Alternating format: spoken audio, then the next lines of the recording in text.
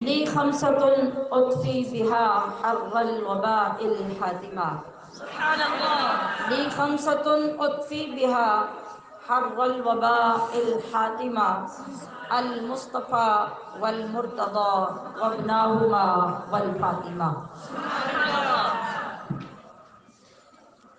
لکھتے ہیں کہ نرالی تیری ہر ادا غوث اعظم، نرالی تیری ہر ادا غوث اعظم، ولی تیرے مدح سرا غوث اعظم.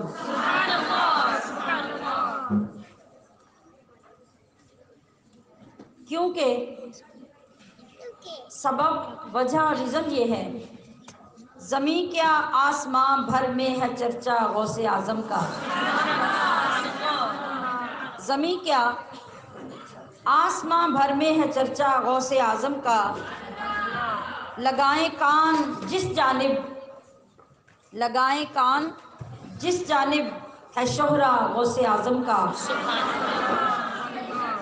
کمالات ولایت میں، کمالات ولایت میں شاہ بغداد لاسانی، کمالات ولایت میں شاہ بغداد لاسانی. بلندی پر رہا پرچم ہمیشہ غوث اعظم کا، بلندی پر رہا پرچم ہمیشہ غوث اعظم کا. کرامات و تصرف میں عجب قدرت ملی ان کو، جو ہم سمجھنے سے قاصر ہیں، بیان کرنے سے قاصر ہیں، اس کا ادراک کرنے سے قاصر ہیں. کرامات و تصرف میں عجب قدرت ملی ان کو، ہر ایک انداز ہے بے شک نرالا غوث اعظم کا. ہر ایک انداز ہے بے شک نرالا غوث اعظم کا. اور قدم اس پیر پیرا کا، قدم اس پیر پیرا کا ولی گردن پہ رکھتے ہیں. قدم اس پیر پیرا کا ولی گردن پہ رکھتے ہیں. ہے بوسہ گاہے اہل عشق طلوہ غوث اعظم کا، ہے بوسہ گاہے اہل عشق طلوہ غوث اعظم کا. اور فرشتے جن و انسان، کون کون؟ فرشتے جن و انسان سب عقیدت مند ہیں ان کے. فرشتے جن و انسان سب عقیدت مند ہیں ان کے. تو پھر خدا ہی جانتا ہے کیا ہے رتبہ غوث اعظم کا، خدا ہی جانتا ہے کیا ہے رتبہ غوث اعظم کا. آپ کے سامنے جو آیت کریمہ میں نے رکھی، اس کو کیا مسئلہ ہے؟ اسے کیوں رکھا ہوا ہے جب آواز ہی نہیں ہے اس کی؟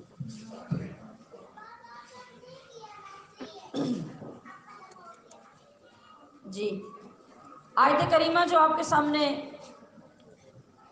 میں نے تلاوت کی، اس کے الفاظ پہ ذرا غور کرنا ہے.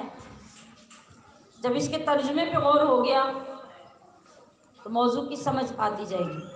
ترجمہ کیا ہے؟ ان اولیاءہ، نہیں ہیں اس کے ولی، الا مگر المتقون، متقی پرہیزگار اور ڈرنے والے. یہ تینوں ترجمے المتقون کے ہیں، پرہیزگار، متقی، ڈرنے والے. نہیں ہیں مگر، جب یہ دو لفظ اکٹھے آتے ہیں ان کے لانے کا مطلب ہوتا ہے مضمون میں انتہائی درجے کی تاکید پیدا کرنا. اب جب ہم اس کو سلیس جملہ بنائیں گے، یہ تو میں نے لفظی معنی آپ کو بتائے، ان نہیں ہیں، اولیاء اس کے ولی، الا مگر، المتقون ڈرنے والے، پرہیزگار، متقی. تو سلیس ترجمہ کیا ہوگا کہ پرہیزگار ہی اس کے ولی ہوتے ہیں.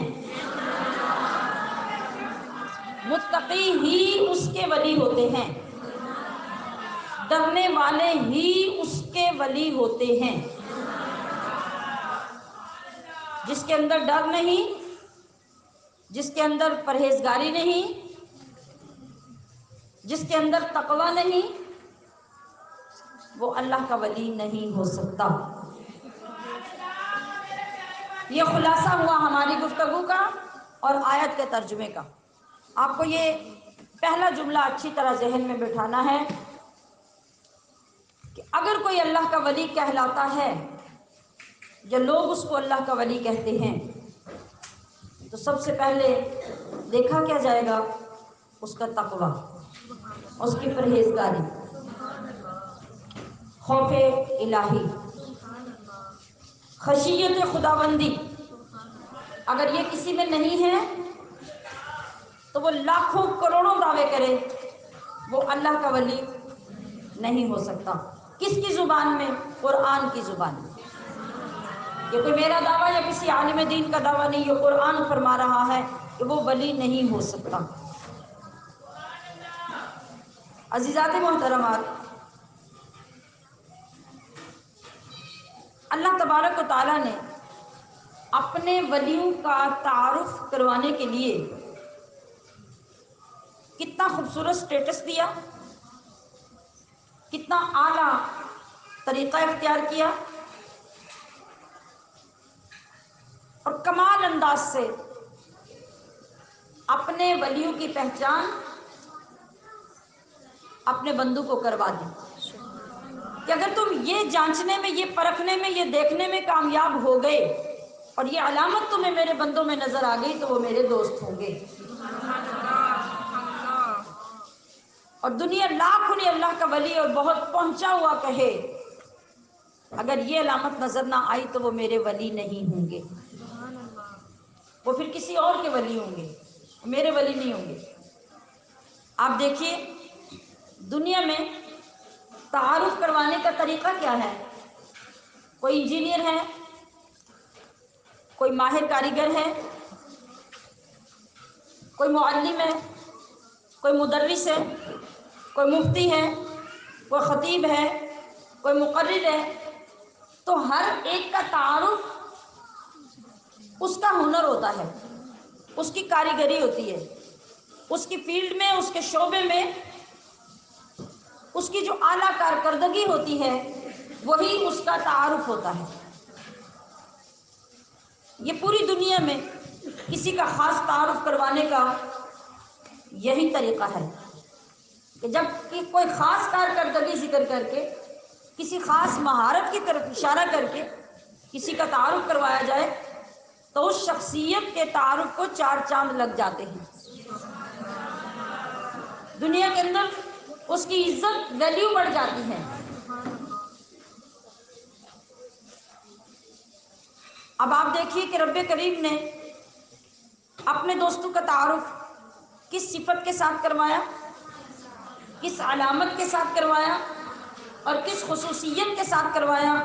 فرمایا ان اولیاءہ الا المتقون، کہ جو تقوی والا ہے، جو ڈر والا ہے، وہی اس کا دوست ہے، وہی اس کا ولی ہے۔ کیسا ڈر؟ کس کا ڈر؟ کس سے ڈر؟ کیسا ڈر؟ کس کا ڈر اور کس سے ڈر ہو تو اس کو تقوی کہا جاتا ہے۔ اور وہ کون سا ڈر ہے اور کس کا ڈر ہے جو حاصل ہونے سے انسان اللہ کا ولی بنتا ہے؟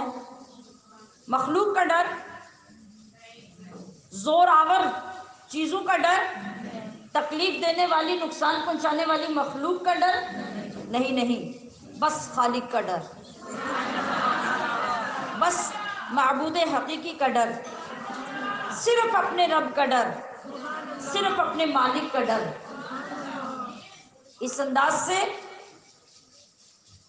انداز سے اللہ والوں کو یہ ڈر حاصل ہوتا ہے کہ وہ پھر تقوی کا پیکر بن جاتے ہیں۔ جب وہ زمین پر چلتے ہیں، کون؟ جو اللہ کے ولی ہوتے ہیں۔ چلتے تو ہم بھی ہیں نا، جو خود ہی زمین کے لیے بوجھ بن جاتے ہیں. ہمارے گناہ، ہماری بدعمالیاں زمین کے لیے بھی بوجھ بن جاتی ہیں. مگر اللہ کے ولی جو اللہ کے دوست ہوتے ہیں وہ جب چلتے ہیں تو وہ لوگوں کو مسلمان نہیں دکھتے. لوگ کہہ کے یہ نہیں دیکھ کر یہ نہیں کہتے کہ یہ مسلمان آ رہا ہے، بلکہ جب اللہ کا ولی زمین پہ چلتا ہے تو پورا اسلام چل رہا ہوتا ہے. اللہ کے اس ولی کے اندر پورا اسلام ہوتا ہے.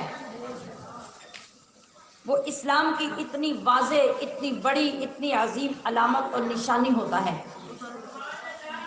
اس طرح اسلام کے کوئی نقوش نہیں ہے، اسلام کی کوئی ہستی، کوئی شکل، کوئی حیت، کوئی حلیہ نہیں ہے. اسلام کا کوئی جسم نہیں ہے. مگر جس وقت اسلام کی وہ ساری خاصیتیں، اسلام کی وہ ساری ادائیں، آقا علیہ الصلوۃ والسلام کی سنتوں کا عمل اور نورانیت جب آپ کے کسی امتی اور غلام میں داخل ہو جاتی ہے تو پھر وہ بندہ ہی متجسم اسلام بن جاتا ہے. اسلام میں اللہ کریم نے آپ کو حقوق العباد ادا کرنے کا حکم دیا، حقوق اللہ ادا کرنے کا حکم دیا. حقوق اللہ میں اس کی عبادت کی مختلف صورتیں ہیں. نماز ہے، روزہ ہے، حج ہے، زکوٰۃ ہے، صدقات و خیرات ہیں. اور حقوق اللہ میں ماں ہے، حقوق العباد میں ماں ہے، باپ ہے، اولاد ہے، بہن بھائی ہیں، عزیز و اقارب ہے، اڑوس پڑوس میں رہنے والے مسلمان ہیں. اور بغیر رشتے کے بھی ایک مسلمان جو ہے اس کا مسلمان کے اوپر حق ہے. یہ بھی اسلام ہے، وہ بھی اسلام ہے. تو یہ سارا کہاں نظر آتا ہے؟ اس اللہ کے ولی کے اندر. وہ آپ کو نماز کے وقت میں کمال نماز ادا کرتا نظر آتا ہے، روزے کے وقت میں کمال درجے کا روزہ رکھتے نظر آتا ہے، زکوٰۃ کا وقت آتا ہے تو رقم لے کر وہ لوگوں کو تلاش کرتا ہے کون لوگ زکوٰۃ کے مستحق ہیں، اور چھپا کے جا کے ان کے گھروں میں جا کے ادا کر دیتا ہے. یہ متجسم اسلام ہے جو پوری دنیا میں پھر رہا ہے اللہ کے ولی کی صورت میں.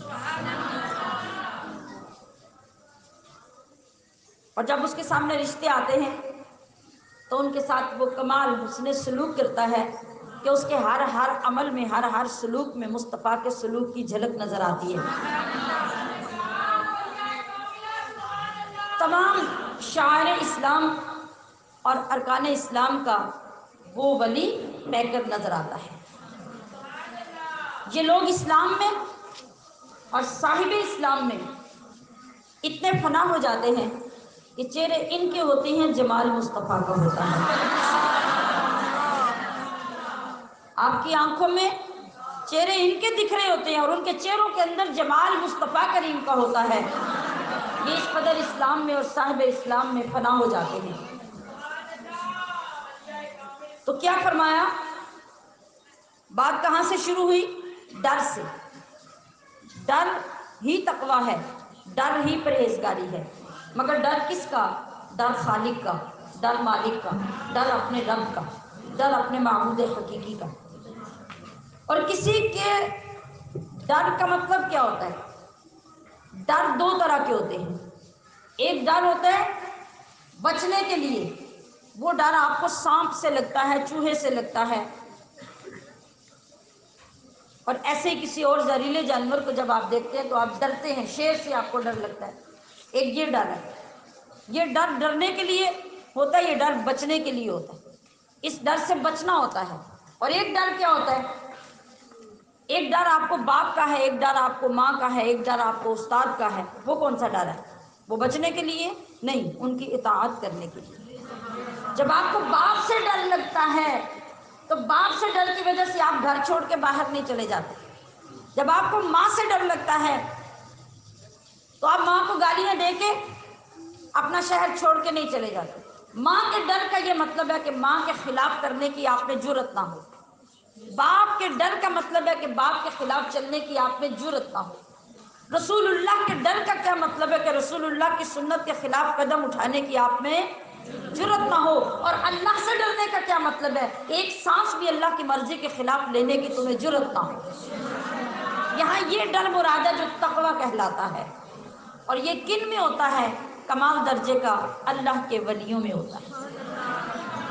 جو ولی کہلائے اور اس کے اندر اللہ کا ڈر نہ ہو، جو ولی کہلائے اس کے اندر سنت کا نور نہ ہو، جو ولی کہلائے وہ شریعت مطہرہ کا پابند نہ ہو، تو وہ ولی نہیں ہے، اللہ نے اعلان کر دیا۔ وہ اور کچھ بھی ہو سکتا ہے، وہ ولی نہیں ہو سکتا۔ تو بات کس سے ہو رہی ہے؟ ڈرنے سے۔ اللہ سے ڈرنے والے جب آپ بن جاتے ہیں تو آپ کو اللہ کی ولایت یعنی اللہ کی دوستی کا منصب مل جاتا ہے۔ ادھر سے آپ اللہ سے ڈرتے ہیں تو اللہ آپ کو اپنا دوست بناتا ہے، ادھر سے اللہ آپ کا خود دوست بن جاتا ہے۔ کامل دوستی تب ہوتی ہے نا، دونوں طرف سے دوستی ہوتی ہے۔ ادھر جب آپ اللہ کا ڈر اور تقوی اختیار کرتے ہیں آپ اللہ کے دوست بنتے ہیں اور اللہ آپ کا دوست بن جاتا ہے۔ حضرت اویس کرنی رحمۃ اللہ علیہ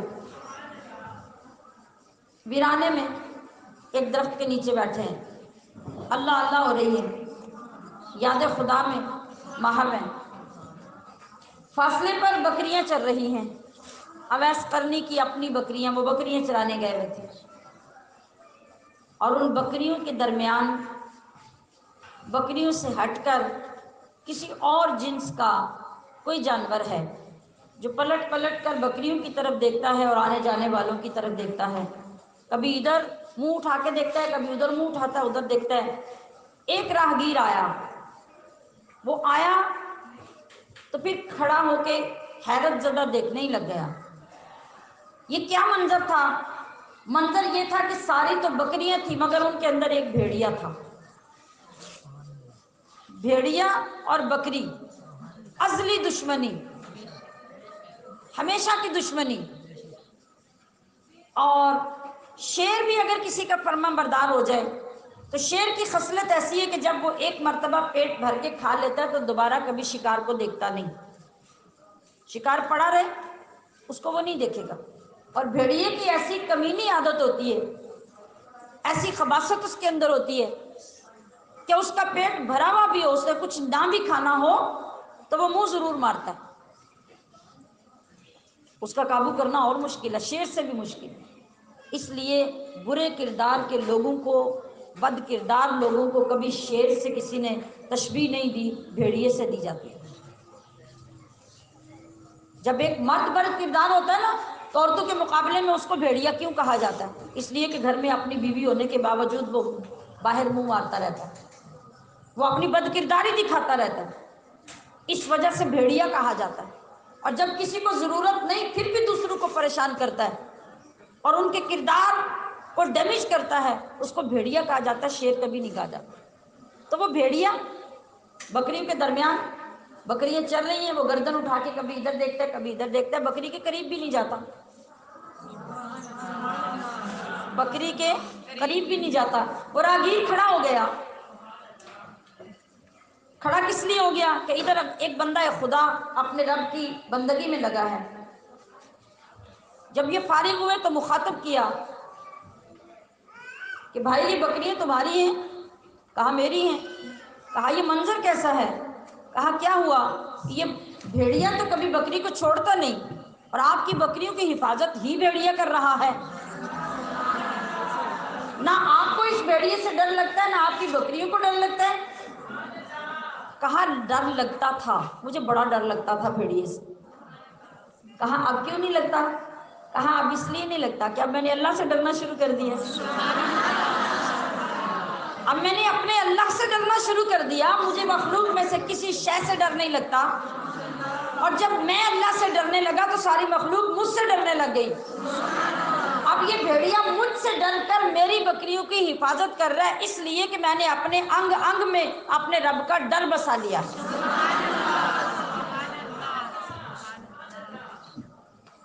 تو نتیجہ کیا نکلا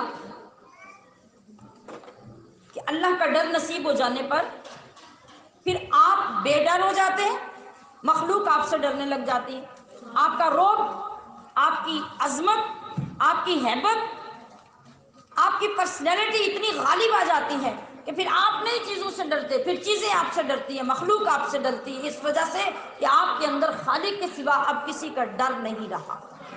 اور جب تک یہ ڈر نصیب نہیں ہوتا بندہ جرأت کے ساتھ کسی کے سامنے بات نہیں کر سکتا۔ تو سامعات محترم، اب دیکھنا تو یہ ہے کہ یہ ڈر ملتا کہاں سے ہے؟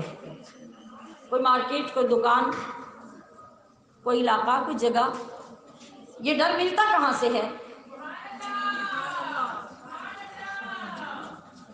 یہ ڈر ملے گا تب جب آپ کے اندر اپنے رب کے لیے یقین کامل پیدا ہو جائے۔ ڈر کب لگتا ہے؟ جب یقین ہوتا ہے ہمیں کہ اگر ہم نے کسی چیز پہ عمل نہیں کیا یا ہم گرفتار ہو جائیں گے یا ہمیں فائن ہو جائے گا، جرمانہ ہو جائے گا، تو کیا ہوتا ہے؟ ہمیں ڈر لگ جاتا ہے۔ آپ روڈ پہ جاتے ہیں، چوک میں آٹومیٹک لائٹس کا سسٹم چل رہا ہوتا ہے۔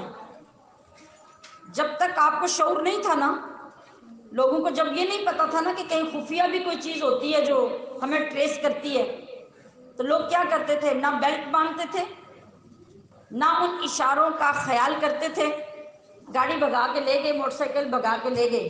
اب کچھ عرصے سے کیا ہوا؟ اب خفیہ کیمرے لگا دیے گئے، چوکوں میں لائٹوں کے ساتھ کیمرے لگا دیے گئے۔ اب آپ رات کو 12 بجے دیکھیں، اکیلی موٹر سائیکل والا یا گاڑی والا وہاں کھڑا ہوگا، رش کوئی نہیں مگر وہ جاتا نہیں آگے۔ کیوں نہیں جا رہا؟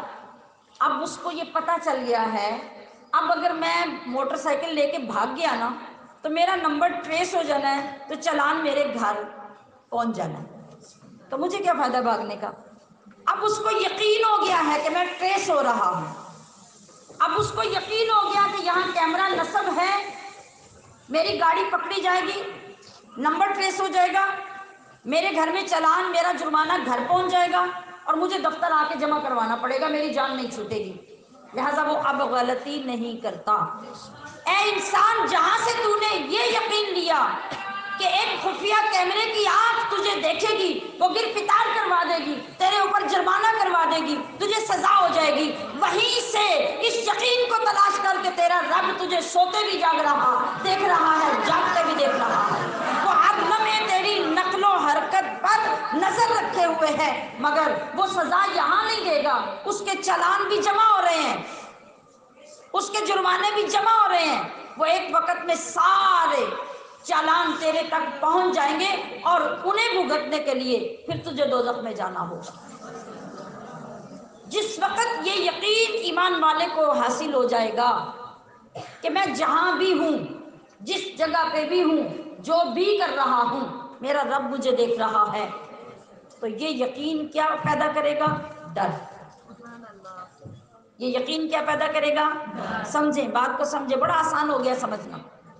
ڈر، یقین ہوا کہ کیمرہ دیکھ رہا ہے، گاڑی کا نمبر ٹریس ہو رہا ہے، اس نے غلطی نہیں کرنے دی۔ جب آپ کو یقین ہو جائے گا کہ میرا رب کسی جگہ پہ بھی مجھ سے چھپتا نہیں اور میں اس سے چھپتا نہیں، میرے ہر کام کو وہ دیکھ رہا ہے، تو پھر آپ کے اندر وہ یقین ڈر پیدا کرے گا۔ ڈر کیا ہوگا؟ کہ اس رب نے اس کام کے انجام میں میرے لیے یہ سزا قرآن میں لکھ دی ہے اور اس کے بدلے میں مجھے دوزخ کا عذاب سنا دیا گیا ہے، تو یہ ہونا ہی ہونا ہے۔ جب پہلے یقین ہوا، دوسری جگہ پہ آپ کو ڈر نصیب ہو گیا۔ آپ اکیلے بھی تھے اور آپ چوری کرنے لگے، آپ کے اندر سے آواز آئی، خبردار اللہ دیکھ رہا ہے، خبردار وہ دائمی کیمرہ آن ہے، تو ٹریس ہو رہا ہے۔ تو اس یقین نے آپ کے ہاتھ روک دیے، آپ رک گئے، آپ نے چوری نہیں کی، آپ بچ گئے۔ اب یہ ڈر ہے جو آپ کے اندر پیدا ہو گیا، یہی ڈر آگے بڑھتا ہے تو بندے کا مقام، مرتبہ بلند ہوتا چلا جاتا ہے۔ تو جس وقت یہ یقین پیدا ہوگا اور اس کے ساتھ ڈر پیدا ہوگا۔ اب یہ یقین کیسے پیدا ہوگا؟ یقین کے پیدا ہونے کے بھی پیچھے کوئی چیز چاہیے، یا جس کے لیے آپ نے یقین پیدا کرنا ہے اس کی سختی، شدت، یا پھر اس کا ادب۔ اگر ادب کے ساتھ آپ نے اپنے قوانین کو مانا، اپنے قوانین کا ادب کیا آپ نے، تو گویا آپ نے اپنے معاشرے کو خوبصورت معاشرہ بنا لیا، اپنے احترام سے اس کے قوانین کو مانا۔ اور اگر جبر کی وجہ سے، شدت کی وجہ سے، سزا کی سختی سے ڈر کر مانا، تو وہ مان تو لیا، لیکن در حقیقت وہ جو ڈسپلن پیدا کرنا چاہیے تھا آپ کے اندر، جس کے لیے یہ نظام بنا، وہ پیدا نہیں ہوگا۔ جس دن آپ کو پتہ چلا کیمرہ خراب ہے، آپ گاڑی بھگا کے لے جائیں، تو اللہ کا کیمرہ تو کبھی خراب ہونا نہیں۔ اب اس کے لیے ادب کے بغیر کام نہیں چلے گا، تو یقین کے لیے پہلے ادب کا ہونا ضروری ہے، اس کے بعد یقین، اور وہ یقین آپ کو ڈر یعنی تقوی عطا کرے گا۔ اب ادب کیسے پیدا ہوتا ہے؟ ہم پیچھے جا رہے ہیں نا۔ ادب کیسے پیدا ہوتا ہے؟ ادب کون دلائے گا؟ یا تو کوئی آپ کو اس ذات کے متعلق بتاتا رہے، سکھاتا رہے، سمجھاتا رہے، اس کا مقام و مرتبہ بتاتا رہے، آپ کے دل میں وہ بیٹھتا رہے، آپ اس کی شخصیت کو پہچان جائیں، اس کی ذات کو پہچان جائیں، تو کیا ہوگا؟ آہستہ آہستہ محبت پیدا ہو جائے گی، اور محبت سب سے پہلے ادب دلا دیتی ہے۔ تو ہمارے اندر جو ادب دائمی طور پہ پیدا ہوتا ہے، وہ کس سے پیدا ہوتا ہے؟ وہ پیدا ہوتا ہے ہمارے اندر سے۔ ادب باہر سے نہیں ڈالا جاتا، ادب اندر سے پیدا ہوتا ہے۔ جب آپ کعبہ شریف کا غلاف دیکھتے ہیں، آپ کو پتہ چلتا ہے کہ یہ نبی علیہ السلام کے نال پاک کی تصویر ہے، تو کون سی چیز آپ کو مجبور کرتی ہے، فورس کرتی ہے کہ چلو آگے بڑھ کے اس کو چومو؟ کون فورس کرتا ہے؟ وہ ایک کیفیت، بے ساختگی آپ کے اندر سے اٹھتی ہے، اور آپ کے ہاتھ، آپ کے ہونٹ آؤٹ آف کنٹرول ہو جاتے ہیں، اور آپ بے ساختہ آگے بڑھتے ہیں۔ کبھی آپ کی آنکھوں سے آنسو نکل آتے ہیں، کبھی بے قراری سے آپ اس کو سینے سے لگاتے ہیں، بار بار ہونٹوں کے ساتھ چومتے ہیں، ایک بار چوم کے چھوڑتے نہیں ہیں۔ یہ کیفیت کہاں سے نکلی؟ باہر سے آئی؟ اندر سے نکلی۔ یہی وہ ادب تھا جو آپ کے اندر اس چیز کے تقدس کو دیکھ کے پیدا ہوا۔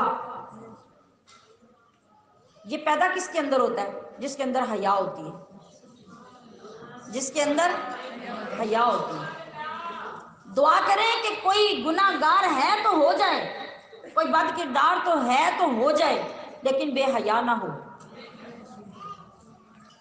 بد کرداری اچھے کردار میں بدل جائے گی، گناہ ثواب کی طرف آپ کو لے آئے گا، برا عمل اچھے عمل کی طرف لے آئے گا، لیکن بے حیائی کبھی حیا کی طرف آپ کو نہیں لائے گی۔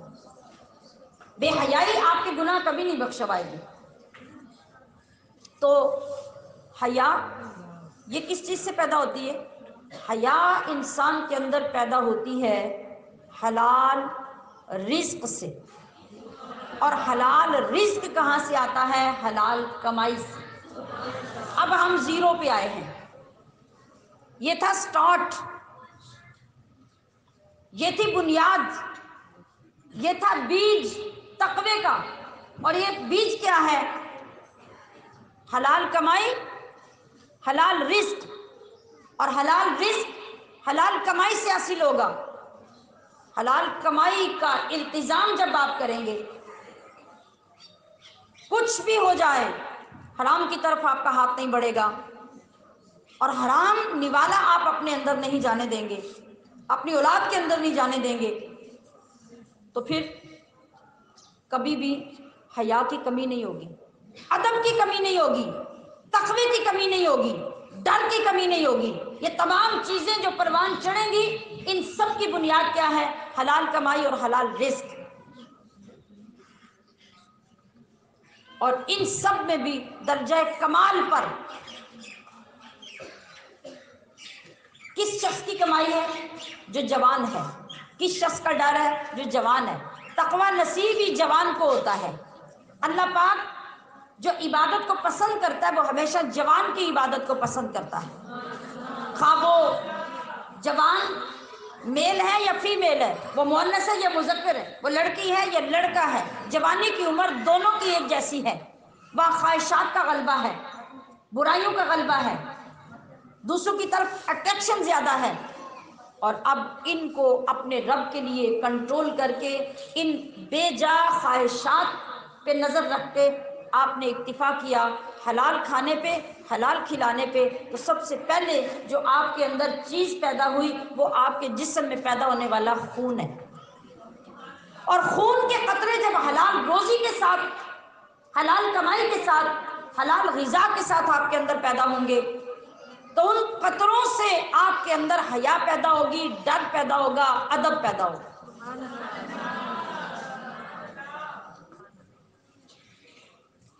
नबी करीम सल्लल्लाहु ताला अलैहि वसल्लम ने जब तक़वे की बात सहाबा को समझानी शुरू की तो सहाबा ने अर्ज़ की, या रसूलल्लाह ये तक़वा कहाँ से मिलता है, ये तक़वा क्या होता है? आप अलैहिस्सलातु वस्सलाम ने कल्ब की तरफ उंगली मुबारक से इशारा किया कि तक़वा यहाँ होता है, डर यहाँ होता है, अदब यहाँ होता है। तो अज़ीज़ाते गिरामी क़दर, इन तमाम चीज़ों को जिस वक़्त हम जवानी में हासिल करना शुरू कर देते हैं और इनका इम्तियाज़ समझने लग जाते हैं तो याद रखिए कि यही उम्र का वो हिस्सा है जिस वक़्त इंसान मुत्तक़ी बनना शुरू होता है। अगर इस बात की समझ ना आए तो आइए तारीख़ के झरोकों को देखिए। एक नौजवान है, कड़ियल जवान, ऐन शबाब की ज़िंदगी, खूबसूरत, इंतहा दर्जे का खूबसूरत है, सैयद भी है, जवान भी है, खूबसूरत भी है। अब इससे आगे हुस्न किसका बयान करेंगे हम? मगर भूख है, सैयद है, जवान है, खूबसूरत है, मगर भूख है कि बर्दाश्त करना मुश्किल है। कई दिनों का फाका है,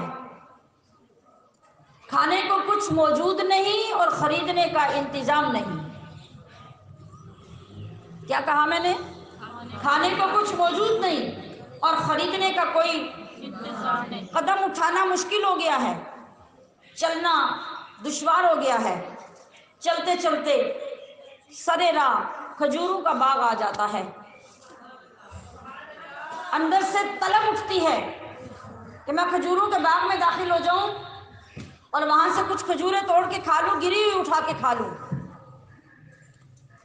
मगर कुछ नहीं लेता, बाग में दाखिल नहीं होता, खजूरों से कुछ नहीं लेता, खजूरें तोड़ता नहीं, गिरी हुई उठाता नहीं। क्यों? ये सोच कर कि ये बाग किसी का है, इस पे मेरा हक नहीं है, ये बाग किसी का है। और अगर खरीदना चाहूं तो बाग वाले से खरीदने के लिए मेरे पास रकम नहीं है। कोई हमारा नौजवान होता तो क्या करता? नौजवान तो क्या है, हमारे गली मोहल्ले के बच्चे तो घरों के अंदर दाखिल होकर छीन के ले जाते हैं, बाहर लगे हुए पौधे तोड़ के ले जाते हैं, ईंटें उठा के ले जाते हैं। ना कभी माँ ने पूछा ना कभी बाप ने पूछा। और फिर ख्वाहिश क्या होती है? दुआ करो मेरा बच्चा नेक हो जाए। मुझे ये बताइए, एक सवाल है, मुझे ये बताइए, आज हमारी फूंकों में, हमारे दमों में ज़्यादा तासीर और ज़्यादा फैज़ है या अपने ज़माने के औलिया के दमों में और उनकी फूंकों में ज़्यादा फैज़ था? आज हमारी माँ ने ये कैसे समझ लिया कि मेरा बच्चा है, इसके सर पे हाथ रख दें ये नेक हो जाए, मेरे बच्चे को दम कर दें तो अड़े आर्दा हो जाए। कितना आसान था, कितना आसान था नेक होना, कितना आसान था तरबियत का होना। तो फिर माँ को इतना मकाम अल्लाह ने किस लिए दे दिया? इसी तो लिए तो दिया था कि माँ सारा कुछ कुर्बान करके उस बच्चे की परवरिश करके उसको एक अच्छा इंसान बना दे। इसीलिए तो इतना बड़ा इनाम दिया।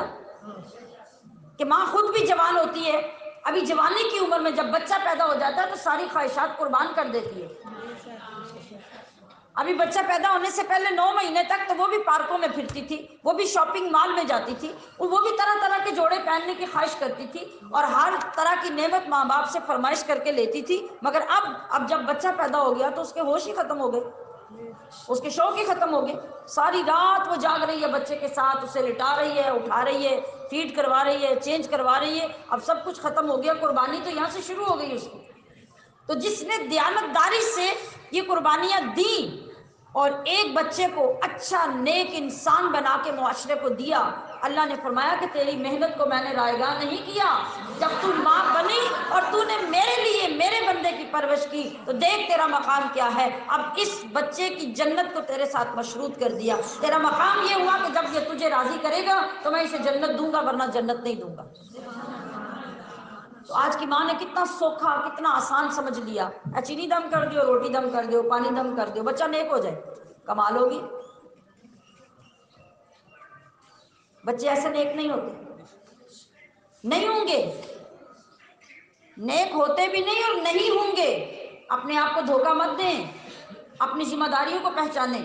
میں یہ عرض کر رہی تھی کہ وہ نوجوان کھجوروں کا باغ آیا، پکے ہوئے خوشے لٹک رہے ہیں، کھجوریں زمین پہ گری ہیں درختوں کے نیچے، آگے بڑھ کے اٹھانے کی جرت نہیں لیا، کہا کہ میرا اس پہ حق نہیں اور خرید کے کھانے کے لیے میرے پاس پیسہ نہیں، چھوڑ دیا، آگے چلا گیا۔ چل رہا ہے، کیسے چل رہا ہے یہ تو وہی جانتا ہے، اس میں چلنے کی سکت ہی نہیں، قدم اٹھانے کی طاقت نہیں، مگر چل رہا ہے۔ چلتے چلتے راستے میں ایک مردار نظر آیا، مردار نظر آیا، آگے بڑھا، اس کا کچھ حصہ اٹھایا کہ شریعت میں جائز ہے کہ جب جان بچانے تک نوبت آ جائے تو اس کو کاٹ کر پکا لو، بھون لو اور کھا لو اور جان بچا لو، جتنے سے جان بچتی ہے اتنی اجازت ہے۔ اٹھایا، خیال آیا کہ یہ تو فتویٰ ہے، یہ تقویٰ تو نہیں ہے، اور میں سید ہوں تو میں فتوے پہ عمل کروں گا تو امت کس پہ عمل کرے گی؟ مجھے تقوی پہ عمل کرنا ہے۔ اٹھا کے پھینک دیا مردار کو، نہیں لیا اور پھر آگے چل پڑا، پھر آگے چل پڑا۔ ریاضت کے دن ہیں، عبادت کے دن ہیں، اور ادھر آزمائش پہ آزمائش اللہ ڈال رہا ہے، پاس ہونا کوئی اتنا آسان تو نہیں ہے نا۔ یہ ریاضت چل رہی ہے نا، تو اللہ آزما رہا ہے کہ میں دیکھوں کہ تیری جوانی کے اندر زور کتنا ہے، میری اطاعت کتنی ہے، میرا ڈر کتنا ہے، تم مارکس کتنے لیتا ہے پاس ہونے کے لیے۔ مردار کو بھی پھینک دیا، کھجوروں کے باغ سے بھی کچھ نہیں لیا، چل رہا ہے، چل رہا ہے، چل رہا ہے، اور چلتے چلتے آگے جا کے جب دیکھا کہ ساتھ جو نہر بہہ رہی ہے، اس نہر کے اندر ایک تازہ خوبصورت پکا ہوا سرخ رنگ کا سیب پانی کے بہاؤ کے اوپر بہہ رہا ہے۔ کھڑا ہوا، دیکھا، سوچا، کہا اب یہ تو کسی کی ملکیت میں نہیں ہے نا، نہ تو یہ کسی کے باغ میں ہے، نہ کسی کے درخت سے لگا ہوا ہے، یہ تو کہیں سے ٹوٹ کے گر پڑا اور پانی سے نہ جانے کہاں سے بہتا ہوا پانی کے اوپر اوپر سے آ رہا ہے، تو اسے تو میں کھا سکتا ہوں۔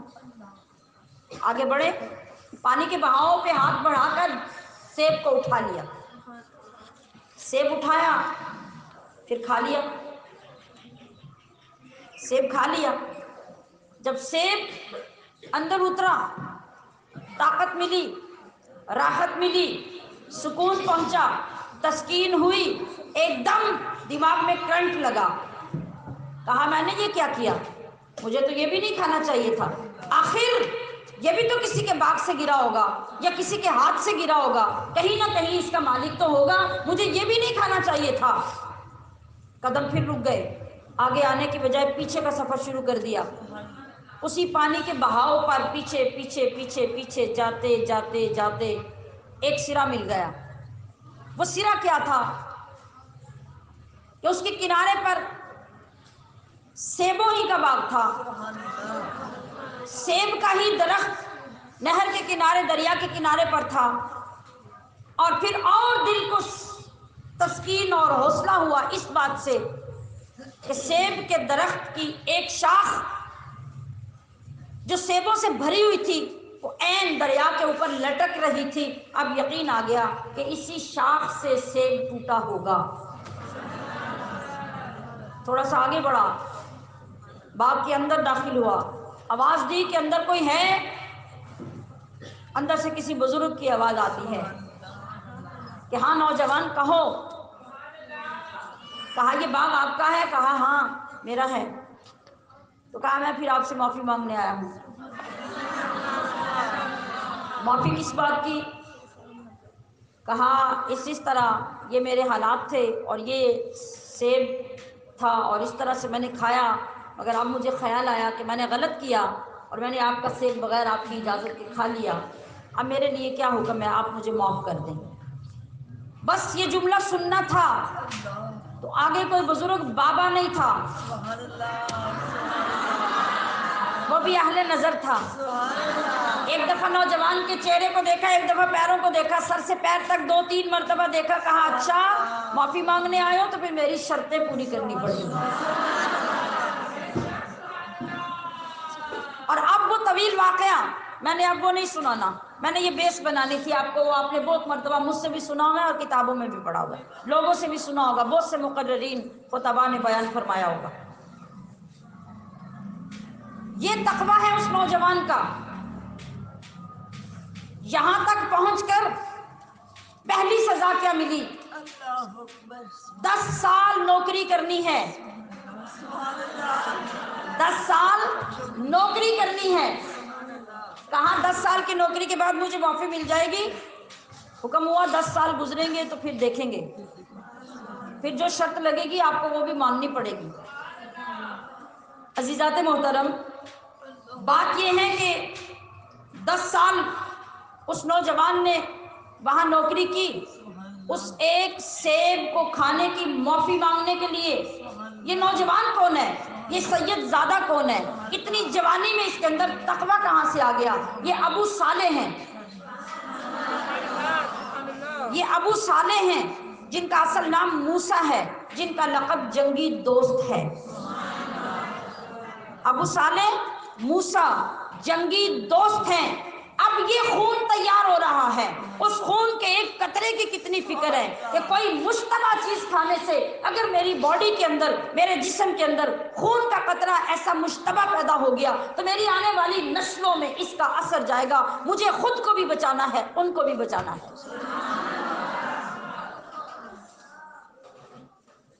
ابو صالح موسیٰ جنگی دوست.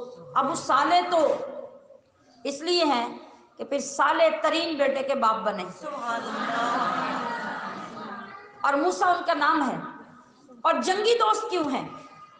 جنگی دوست کے نام سے آپ کیوں مشہور ہوئے؟ وہ ذمہ داری پوری کرتے ہوئے جو آج ہم نہیں کرتے، وہ کام کرتے ہوئے جو آج الا ماشاء اللہ چند علماء ہی کرتے نظر آتے ہیں. تقریریں، بیان، واقعات ہم سارے سناتے ہیں، مگر اللہ تبارک و تعالیٰ نے 2 ڈیوٹیاں محمد مصطفیٰ کی اور آپ کے صدقے سے آپ کی امت کی لگائیں. وہ 2 ڈیوٹیاں کیا ہیں؟ تأمرون بالمعروف وتنہون عن المنکر. آج ہم نیکی کا حکم دیتے ہیں، نماز پڑھو یہ نیکی کا حکم ہے، زکوٰۃ دیا کرو نیکی کا حکم ہے، صدقہ خیرات کیا کرو نیکی کا حکم ہے، درود پاک پڑھا کرو نیکی کا حکم ہے. اب مجھے بتائیے کہ تنہون عن المنکر کی جرأت کتنے علماء میں یا کتنے عوام کے اندر ہے؟ وہ کیا ہے تنہون عن المنکر؟ کہ جتنے دھڑلے سے ثواب بیان کرتے ہو اور نیکیاں بیان کرتے ہو، اتنے دھڑلے سے لوگوں کو برائی سے روکو. آپ صلی اللہ علیہ وسلم نے ارشاد فرمایا کہ ایمان کا اعلیٰ درجہ کیا ہے؟ کہ جب تمہارے سامنے برائی ہو رہی ہو تو ہاتھ سے روک دو. اتنے جرأت والے ایمان والے بن جاؤ، ہاتھ سے روک دو. اور اگر اتنی جرأت نہیں ہے تو اس کا دوسرا درجہ ایمان کا یہ ہے کہ زبان سے روکو. اور اس قابل بھی نہیں تو پھر جہاں برائی ہو رہی ہے وہاں سے اٹھ تو جاؤ، وہ مجلس تو چھوڑ دو، وہ خاندان تو چھوڑ دو، ان لوگوں کی صحبت تو چھوڑ دو، ان سے ملنا تو چھوڑ دو. آج ہمارے ایمان کا معیار کیا ہے؟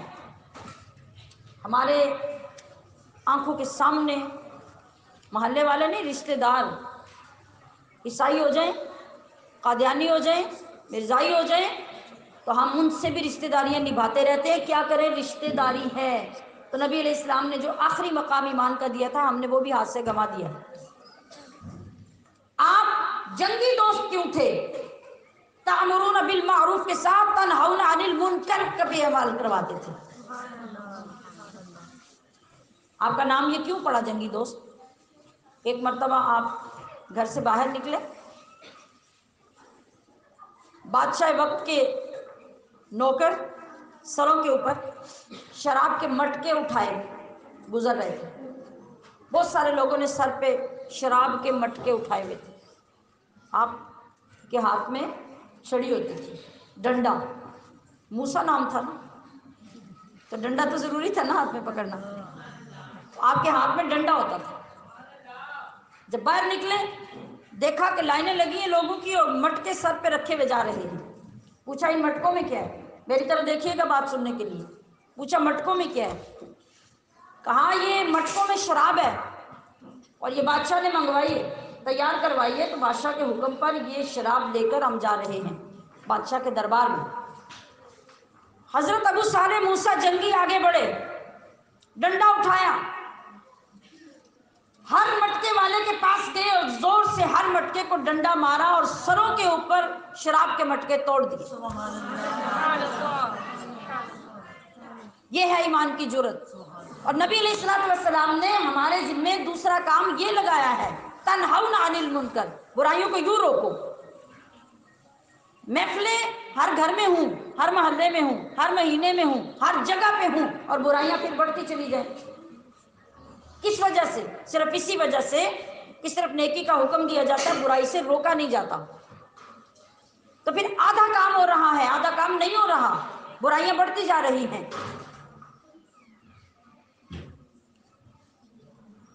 یہ کس کی سیرت کی بات ہونے جا رہی ہے جو اگلی نسل میں اس باپ کے ہاں بچہ پیدا ہونے والا ہے؟ اسی کا نام سید عبد القادر جیلانی ہے. یہ نوجوان باپ ہے سید عبد القادر جیلانی کا، جسے ابو صالح موسیٰ جنگی دوست کہا جا رہا. وہ سب شراب اٹھانے والے بادشاہ کے دربار میں پہنچے. کہا کہ آج یہ واقعہ ہوا ہمارے ساتھ، ہماری ساری شراب گرا دی گئی، گھڑے توڑ دیے گئے. بادشاہ نے کہا کہ اتنی جرت میری عوام میں کس کے اندر ہوئی؟ کہا فلاں فلاں بندہ، اس کا نام موسیٰ ہے، اس نے ایسا کیا. کہا اسے بلایا جائے. پکڑ کے دربار میں حاضر کر دیا گیا. کہا کہ تم نے یہ کام کیا، تمہاری یہ جرت، تم نے ایسا کیوں کیا؟ فرمایا کہ میں محتسب ہوں، یہ میرا منصب ہے، یہ میری ذمہ داری ہے، میں نے اپنے منصب کے مطابق اپنا کام کیا ہے. کہا تم محتسب ہو؟ محتسب پتہ کون ہوتا ہے؟ حساب لینے والا. اچھا کام ہے اس کا بھی حساب لو، برا کام ہے اس کا بھی حساب لو. کہا میں محتسب ہوں. کہا تمہیں کس نے محتسب بنایا؟ بادشاہ تو میں ہوں. آنکھوں میں آنکھیں ڈالی، کہا جس نے تمہیں بادشاہ بنایا اس نے مجھے محتسب بنایا. نعرہ تکبیر، نعرہ رسالت. یہ ہمارے اسلاف ہیں، یہ کردار ہے ایمان کا، یہ کردار ہے مسلمان کا. کہا تمہیں کس نے محتسب بنایا؟ کہا جس نے تمہیں بادشاہ بنایا. بادشاہ کو بات کی سمجھ آ گئی. ایک ایمان والے کی آنکھوں میں جب دیکھا نا تو بات کی سمجھ آ گئی. کرسی پہ بیٹھ گیا. کہا اچھا یہ بتاؤ کہ شراب کو توڑنے، یعنی ان کے مٹکے توڑنے اور محتسب ہونے کے علاوہ بھی تمہارے ذہن میں کوئی بات تھی؟ کسی اور وجہ سے بھی تم نے مٹکے توڑے ہیں؟ کہا ہاں، ایک اور بات یہ تھی کہ میں تمہاری مدد کر سکوں، تمہیں دوزخ سے بچا سکوں، سو میں نے تمہیں دوزخ سے بچا لیا. اے بادشاہ وقت، میرے اندر تمہاری ہمدردی تھی، میں نے یہ کام اس لیے کیا کہ میرے اس کام کی وجہ سے تم دوزخ سے بچ جاؤ. بادشاہ کی آنکھیں کھل گئی، سمجھ آ گئی، بڑا مرعوب ہوا. کہا حضرت پھر آپ میری پیشکش قبول کر لیں میں آپ کو پھر شاہی طور پہ محتسب کا عہدہ دے دیتا ہوں۔ کہا نا، میں تمہارا عہدہ کیوں لوں؟ جس ذات نے مجھے تمہارے بغیر محتسب بنا رکھا ہے میں اسی کی نوکری کروں گا۔ عزیزات محترم، اگر آپ کو تھوڑی سی بات یاد ہو تو آج 4 دن پہلے تک ہمارے اس معاشرے کے اندر بھی ایک بندہ ایسا تھا جو یوں دبی کے اعلان کر کے ہر ایک کو برائی سے روکنے کی جرت رکھتا تھا، مگر آپ نے دیکھا کہ جو بھی حق بات کرتا ہے خود حق کے نعرے لگانے والوں کو بھی وہ پسند نہیں آتا، اس کی مخالفتیں ہوتی ہیں، اس کی برائیاں ہوتی ہیں، مگر جس وقت انسان کے اندر اصل ڈر کس کا؟ اس کے خالق کا بیٹھ جاتا ہے، اس کے مالک کا بیٹھ جاتا ہے، تو ساری دنیا دشمن ہو جائے وہ پرواہ نہیں کرتا، پھر وہ ایک ہی نعرہ لگاتا ہے کہ ہمارے فیصلے ہمارے مرنے کے بعد ہوں گے تو دنیا نے فیصلوں کو دیکھنا۔ اللہ کسی کا محتاج نہیں ہے۔ جب آپ اللہ کے لیے کام کریں گے تو آپ کو لوگوں کی ضرورت نہیں ہوگی، لوگ اللہ خود آپ کو عطا کرتا رہے گا۔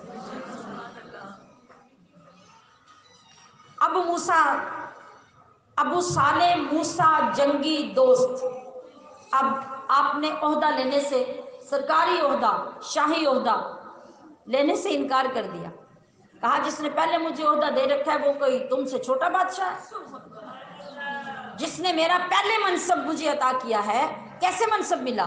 جو شخص صاحب علم ہے، جو شخص صاحب ایمان ہے، جس تک رسول اللہ کی شریعت پہنچی ہے، جس نے آپ کے دین کا علم حاصل کیا ہے، وہ کسی جنگل میں بھی رہتا ہے، کسی غار میں بھی رہتا ہے، تو اس کے اوپر یہ واجب ہے کہ وہ اللہ کے بندوں کے درمیان برائی ختم کرنے کا حکم دے، برائی کو روکنے کے لیے قدم بڑھائے، یہ اس کی ذمہ داری ہے، اور اللہ نے قرآن میں لگا دی۔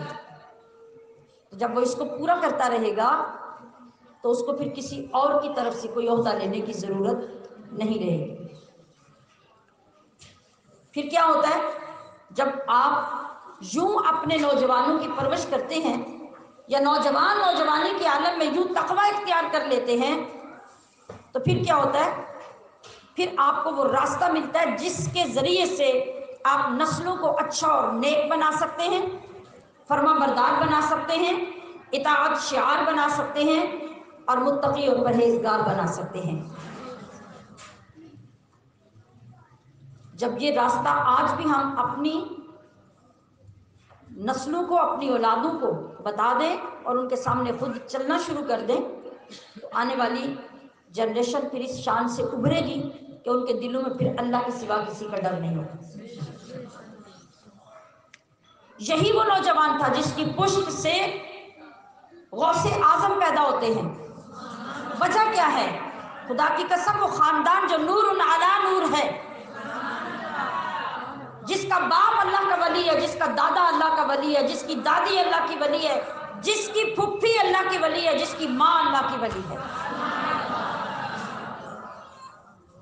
حضرت غوث اعظمی کی پھپھی جان کے بارے میں مشہور کرامت ہے، جن کا نام حضرت ام عائشہ ہے۔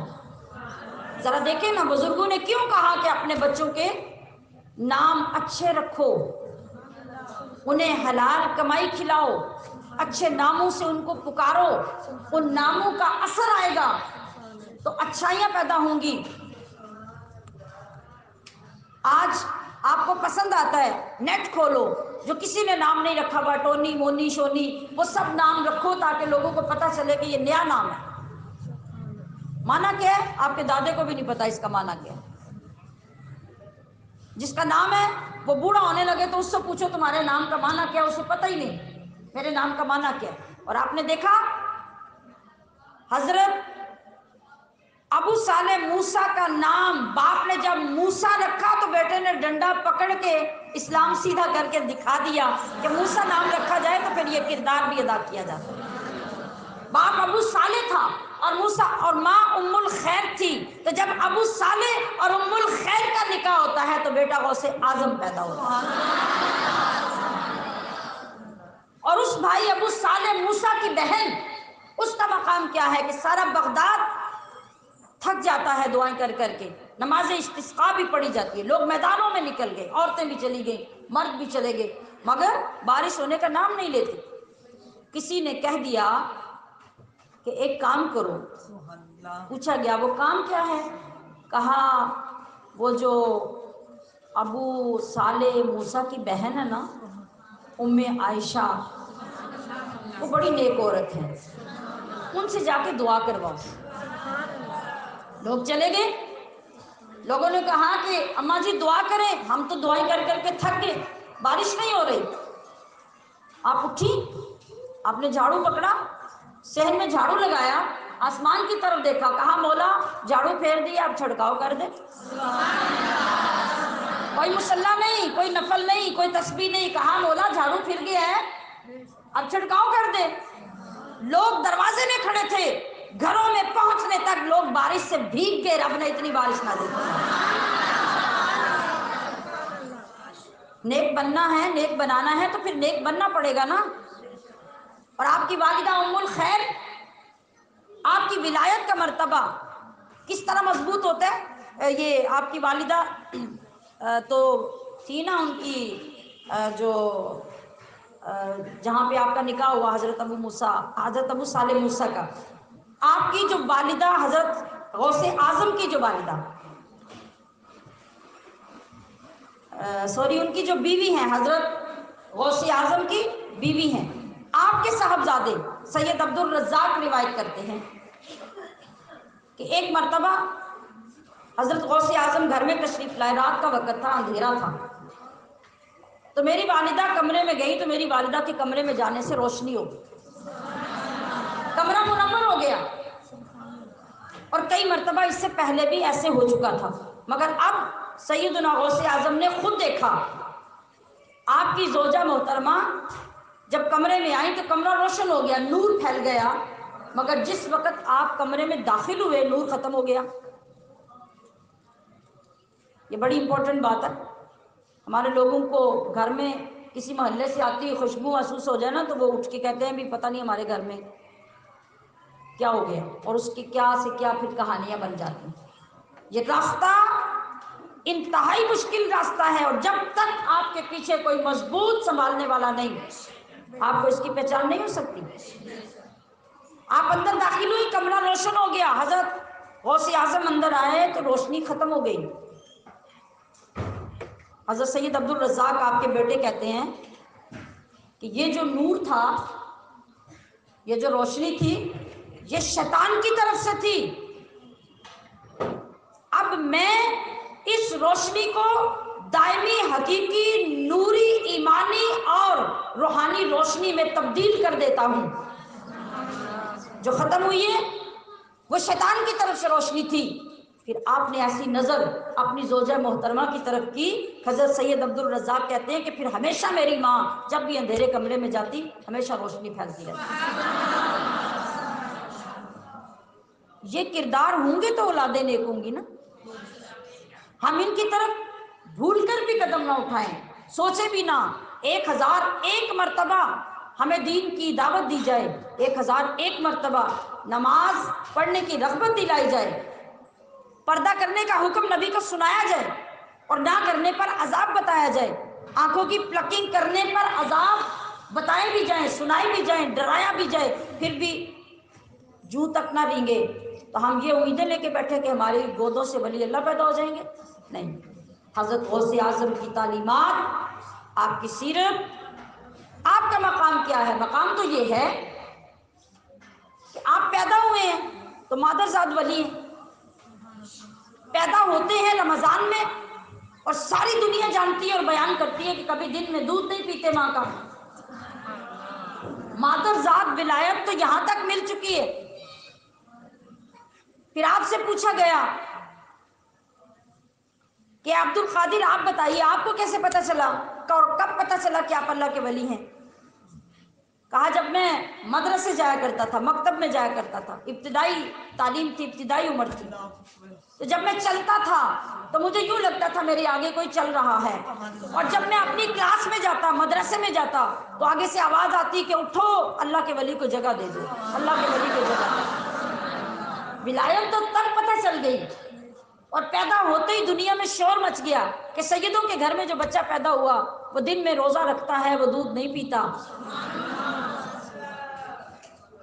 आज माजरत के साथ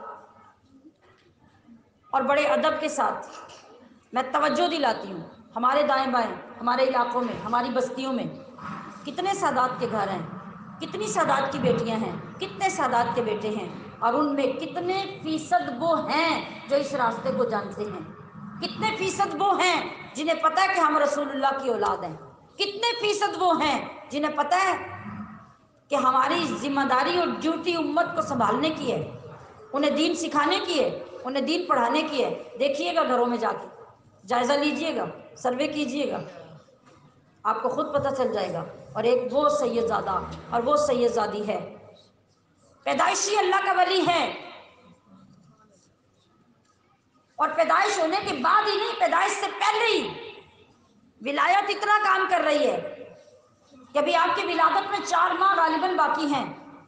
बाहर फकीर आता है और माँ दरवाज़ा खोलने जाती है कि उसको खैरात दे दें। हज़रत उम्मुल खैर, आपकी वालिदा, आप पेट में होते हैं अभी, मगर जब दरवाज़ा खोलने लगती हैं, अभी हाथ आगे बढ़ता है तो इतनी शिद्दत का दर्द पेट से उठता है कि वहीं दोहरी हो जाती है और दरवाज़ा नहीं खोल सकती।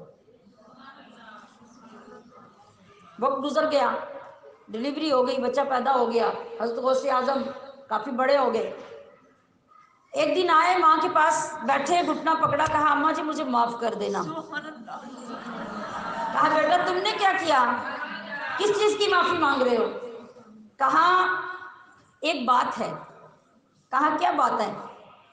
कहा आपको याद है जब मैं अभी पैदा नहीं हुआ था तो एक दिन आपको पेट में बड़ा शिद्दत का दर्द हुआ था, तो माँ ने पलट के देखा, तुम्हें कैसे पता, तुम्हें किसने बताया,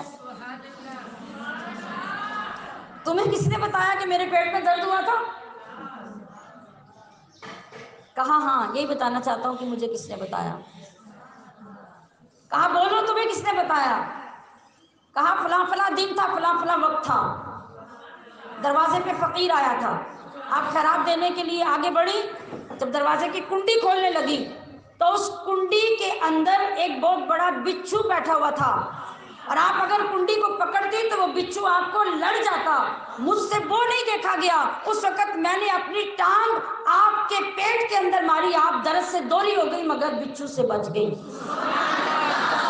जो बच्चा माँ के पेट में विलायत के इस दर्जे पर है, अरे सोचिए उस बच्चे की तालीमात क्या है। उस गौसे आजम की तालीमात सिर्फ ये नहीं है कि महीने की 11 तारीख को हम 11वीं पका लें, कभी खीर पका लें, कभी लंगर पका लें, खिला के खा के फारिग हो जाएं। ये वो बच्चा है जो माँ के पेट में भी वली था, बाहर आया तो भी वली था, बच्चा था तो भी वली था, जवान हुआ तो भी वली था, बाप फौत हो गया, माँ बेवा हो गई, पीछे अकेली रह गई, फिर भी कहा कि बेटा तू रसूलुल्लाह का बेटा है, तू अलीउल मुर्तज़ा का बेटा है, तेरे हाथ में उम्मत की बाग है और तुझे इल्म हासिल करना है अपने नाना का। मुझे छोड़ दे, प्रदेश में चला जा, कुछ खाने को मिले या ना मिले, कुछ पीने को मिले ना मिले, ओढ़ने को मिले ना मिले, जाओ जाके नाना का दीन सीखो और दुनिया में दीन सिखाओ।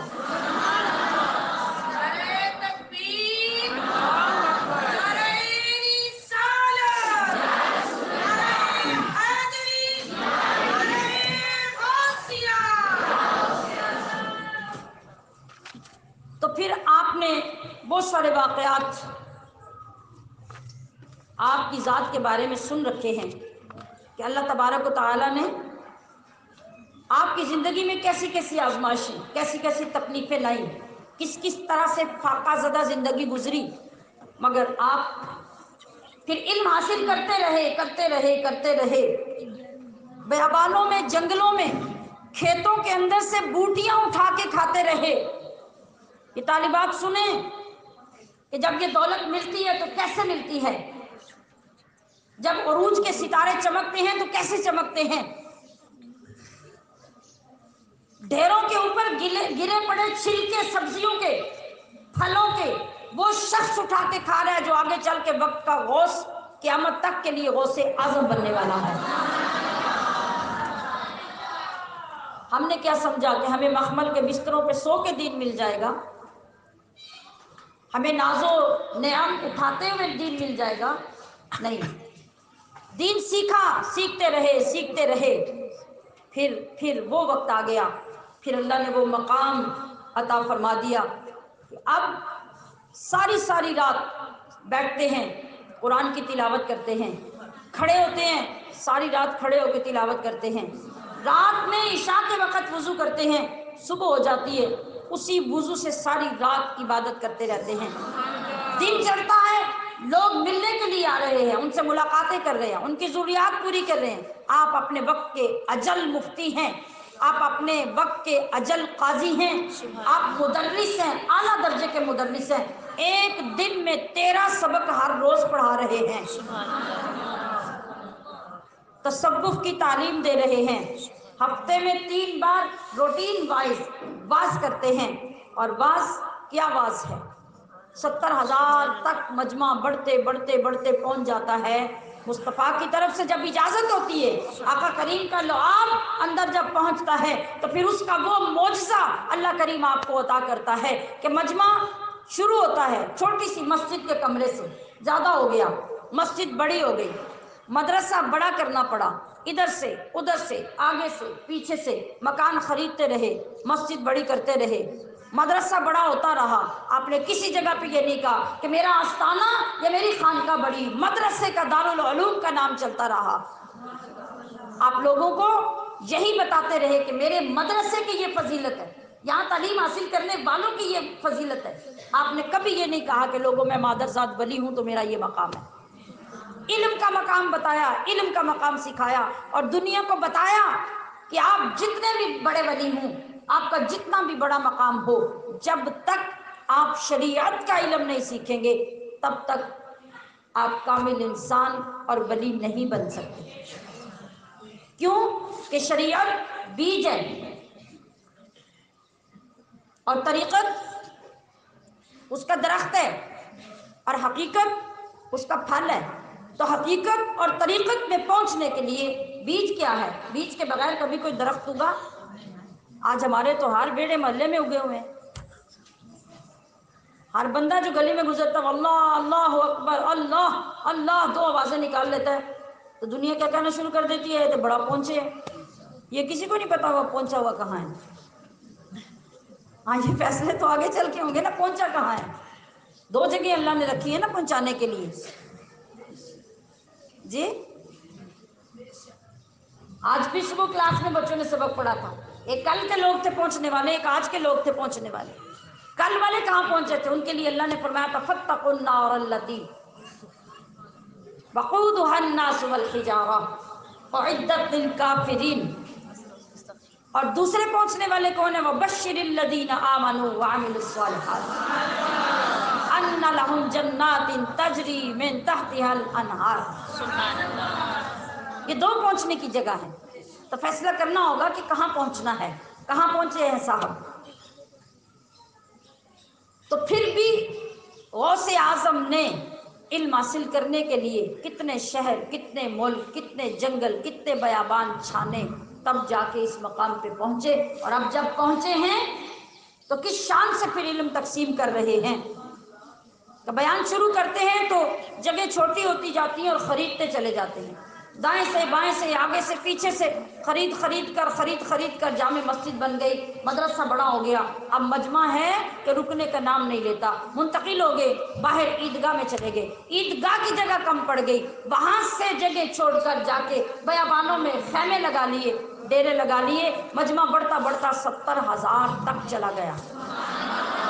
جو ہفتے میں 3 بار آپ کا درس سننے آتا ہے وہ 70,000 کا مجمع ہے، جس کے اندر ہر مجلس میں اور ہر باز کے اندر کم از کم 400 جید علماء اپنی دواتیں اور اپنے قلم لے کے بیٹھے ہوئے ہیں، جو غوث اعظم کی زبان سے لفظ ادا ہوتا ہے وہ لکھتے جاتے ہیں۔